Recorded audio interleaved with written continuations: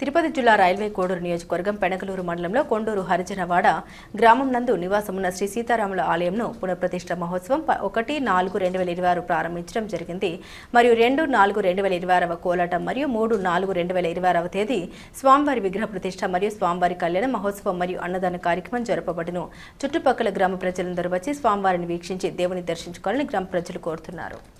రామభర్తారం ధాతారం సర్వసంపదాం లోకాభిరామం శ్రీరామం భూయో భూయో నమామ్యహం.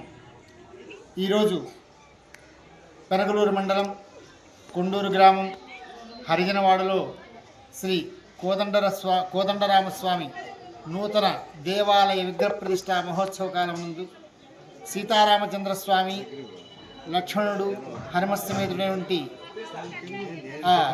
లక్ష్మీనారాయణ స్వరూపుడు.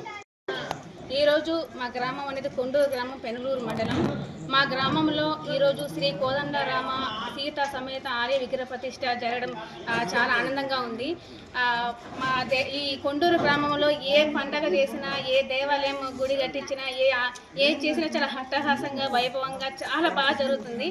చాలా ఆనందంగా ఉంది. మా కొండూరు గ్రామ ప్రజలందరం దీని 3 రోజులు చాలా విగ్రహంగా మంచిగా ఆనందంగా ప్రజలందరం కలిసి దీన్ని సక్సెస్ఫుల్గా చేస్తామని నేను కోరుతున్నాను.